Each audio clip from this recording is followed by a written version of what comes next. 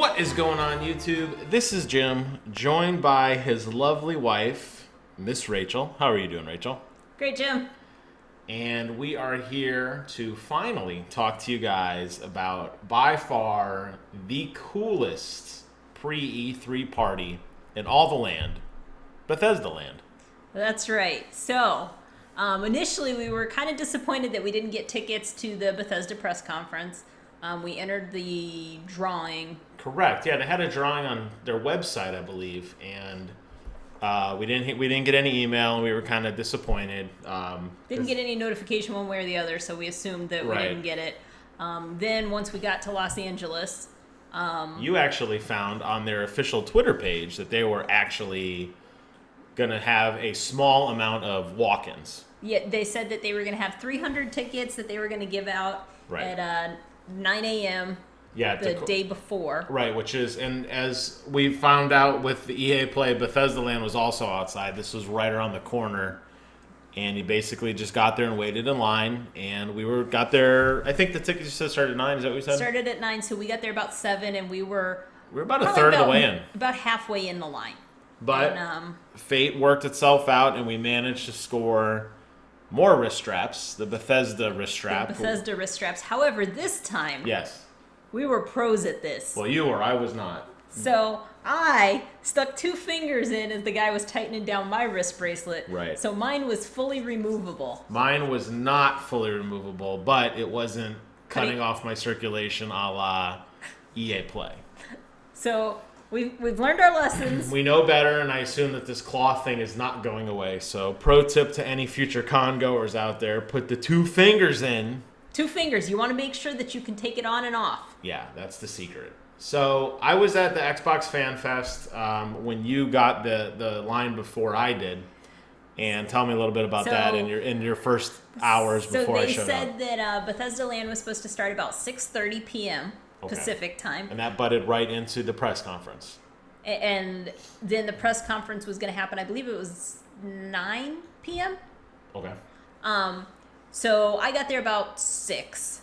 Found a place to park, which, as those of you who are native to LA know, that is quite a feat.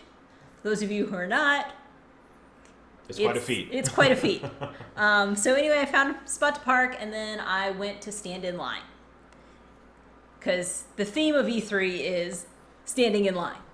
But at this line, they were there to scan your bracelet so that they knew that you were going to be there. And then they also wanted to see your ID so that you could get a wristband so that you could drink alcohol if you were over 21. So that line then funneled into yet another line where you could start to see the entrance of Bethesdaland. And not only did the entrance look amazing, but you could also see that they had a small Ferris wheel. Ah, Ferris wheel. I say small because, I'm... Yeah, you can see a little of it. Yeah. And it had that really cool art style to it.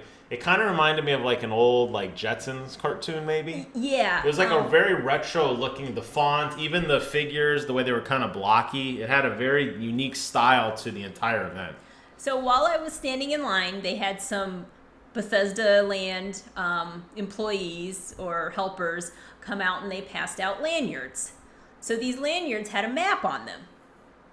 And the map showed the different areas of Bethesdaland. Right, so each game was its own, almost like Disney theme park, like Disney World, where you had Quakeland and each game had its own area, right. if you will, which was pretty cool. That is cool. And then on the back, it said that they had 8 collectible pins. Oh, and you love... And I love... tchotchkes. And I love me some swag. Yes, you do. So you hit... That was your goal. As soon as you knew that there were 8 anything. As soon as I knew that there was something to collect, I was ready to collect it. Right. So what I did, like I do with most things, is I ran all the way to the back. As soon as I got in, all the way to the back, because that's where I figure the fewest people will start, so I can start collecting my stuff. So my first experience was back in the Quake and Dishonored area. But initially, as I walked in, I walked through kind of what I would term Fallout Land, but it was very carnival themed. They had candy apples, caramel apples, cotton candy, popcorn. It looked like they had skee ball. They have skee ball? They had skee ball. They had some carnival type games. They had somebody who was making the most amazing balloon animals, obviously styled after Bethesda characters, Right. which were amazing. And as much as I wanted one, I knew that it would only lead to disappointment. Anyone who has ever experienced balloon animals or balloons in general know that they look amazing when they're first done. Right. And within Minutes. 6 hours, at least some part has deflated and now Yes. it's deformed. So Right. we enjoyed the balloons there. Yeah, and you're not going to get those home. You're not going to fly those across the country, and they're not going to survive. Even if I had wanted to, they would have been deflated by the next day. I agree. So they were amazing. So, but you saw them, so that was cool. So we saw that. They were also giving out Nuka-Cola. yes, which- the Quantum, the Nuka-Cola Quantum, which is the bright blue variant, Right, and bottled by the Jones Company, who makes that really good cream soda. Yep. Yeah. So we were excited about that, and then that showed me kind of my first take on their open bar. So, like I said, I walked all the way back so I could collect my pins, and then I started my pin quest. Then I went and picked up the Prey pin. I picked up the Elder Scroll pin. I picked up the Doom pin. Right. So now I've got 5 You're just pins. getting pins like crazy. Then I couldn't find the Fallout pin. Once Jim finally showed up, we found the Fallout pin. So now I've got 6 out of 8 pins. And the other 2 are nowhere to be found. Right. Well, that'll lead into what happens later. But in the meantime, I've discovered that the Doom area is doing shots. Yeah, so pretty much every area had food related to it. They eat, Like Elder Scrolls takes place in like fantasy Middle Earth. So they had like your traditional turkey leg, your ribs, your beer stein, So they like old, like you were in an old tavern or something. Yep, we were able to collect a very, very cool Elder Scrolls beer stein. Yeah, that was really cool. Then for Doom, they were doing Doom shots Doom shots out of a skull shot glass Right. that they lit on fire. Yep. So the face, the kind of the character on the box is a Reaver. That's the skull that has the 2 jetpack like rocket launcher deals, and they had his skull, which was a shot glass, and then they poured in some kind of million proof booze, I think it was tequila. lit it on fire, but it had a really cool effect because everything, by this time it was night now, so each area was very vibrant light-wise. So the Doom area was all red because it's like hell and embers and that sort of thing. But the drink was obviously on fire too, but it had this really cool red, like this pinkish red look to it. And I had it. It was very strong. I mean, they definitely spent a lot of money putting that drink together because that definitely knocked me back. It was like very, very potent. So there was no shortage of food. They had turkey legs, they had ribs, they had carnival type food. Yep. They had a kebab station. They had corn on the cob. I mean, just you name it, they had it. Follow that up with an open bar with basically whatever kind of drink you wanted. Right.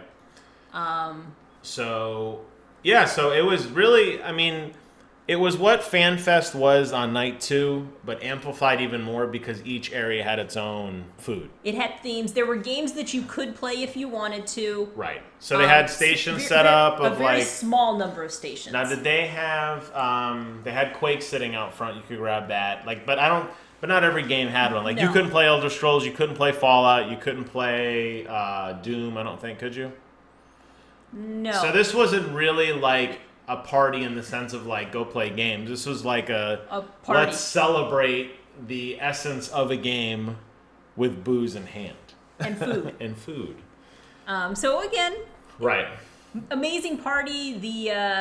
the quality of the food, the drinks Was great. the decoration, it was great. So to fast forward a little bit, around the time the press conference started, there was those 2 giant doors, and then finally they opened, and there's a video of us doing the cattle call, slow march into glory.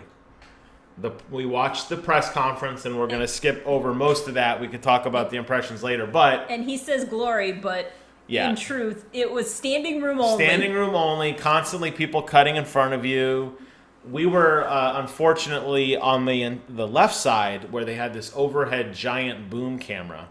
So almost the entire time I was looking at this like giant arm, and the camera kept like looking for crowd reactions, I guess. I don't know.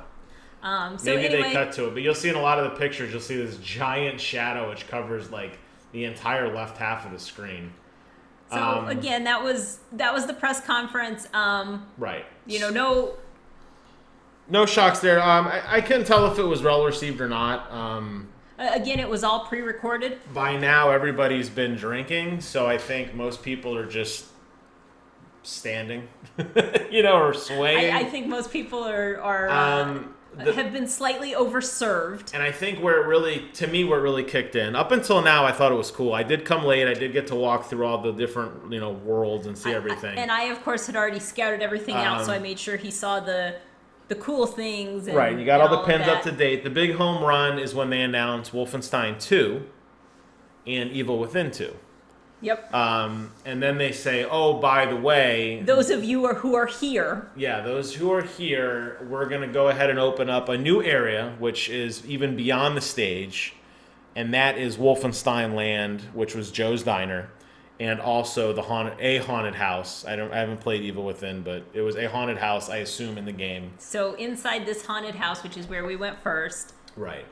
Just a bunch of weird pictures and these black and white striped walls. So they had a huge display, right, if you will, and then there was a bunch of champagne glasses with a rose petal in them. Yep, so they're giving out more champagne, and then they also had the black ice cream cones. The black and white swirl ice cream cones. Which were awesome. So... That was cool. That was exciting. Of course, this is where the remaining 2 pins are to collect. So the entire time this is going on, they had that band on stage. Do you remember their name? I don't remember. It was some like really famous band. Maybe I could look it up while we're talking. But they played like techno music, like dance music. But they weren't nearly as loud and as bassy as the EA Play. So they were kind of in the background, and it wasn't a bad experience. No, it was just real. No, but I think that's what made it so cool was like after the press conference ended, the entire vibe of everything changed again. Yes. And you suddenly had this really like this band blaring, and that was really, really cool. I like that. I'm trying to look up the name. It was. So then we went into Joe's Diner, and as you could see in Joe's Diner, it was a hamburger, french fries, and a milkshake. The burger was from In-N-Out, and... Yeah, that was awesome. It was catered In-N-Out hamburgers, french fries, and milkshakes, which was awesome. Yeah, and the milkshakes came in... a little tiny Wolfenstein logo glass, metal... maybe more like a shot glass. Right. But again, amazing. I was super excited. The diner area had a couple of booths you could sit in, which there was no chance. No way in hell you're going to get a spot. We were getting there. Right. But we were happy just to get some burgers and fries and milkshakes. And again, all the food was great. So I think what made Bethesda so cool was just the sheer amount of like adult setting it was. And yes, I mean, we're clearly there for games. We're clearly there to play games and talk about games and participate in that. But the fact that they took just the world of the game and made it somewhere you can walk and like live in, like you didn't, like for example, like at the Xbox conference, Sea of Thieves, you didn't walk through a pirate ship. It was just like, oh, we're in a pirate theme. Maybe the crew had on a pirate shirt and they're like, yeah, welcome to Sea of Thieves demo. But like, I felt like when you went to like each land in Bethesdaland, it was treated like its own theme park. And it was an experience.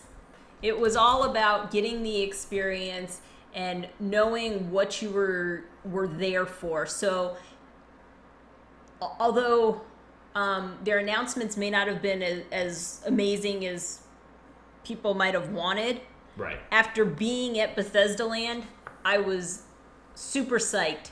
Yeah, and I think what they had. Right, and I agree. And I think a lot of the hype was just on the event itself, whether the announcements were great or not. I don't know if it mattered as much. I can't find the name of that band to save my life. I mean, when I figure it out, I'll post it in the description, and people are probably screaming, "Oh my God, it's blah blah blah," like the Crackheads or something, or some weird name. But it was funny because I knew I felt old because everybody knew who they were immediately, and I was like, "Who?" Like, oh my God, I love this song. And they were singing along, and these were like techno mixes of songs. So, anyways, really good press conference all in all. I'll put the link in the description when I figure out who it was. But they were blaring towards the end. It was cool. We got the last 2 pins, and we had a great time.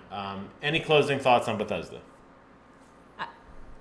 If there is one event that you need to get to that's not the E3 conference itself, it's Bethesda's conference. I agree. Bethesda's party is where it's at. I would agree. And I would hope, I don't know why they didn't do it like the way they did it with the tickets and everything, and then they had a lot of standing room, and it seemed like they let everybody in at the end, and maybe that was just part of this artificial hype. I'm not really sure. But it turned out really well. We're glad we got to go, and as cool as FanFest was, this was just ratcheted up even higher. So awesome job, Bethesda. I enjoyed it. Whether your press conference did good or not is irrelevant, but you guys definitely know how to throw a party. If you're in LA, it's the place to be. That's the one to attend. So thank you guys so much for listening. I'll put the comment to the band in the link below. As always, get out there and be a Bethesda fanboy. And until next time, we'll see you guys on the other side.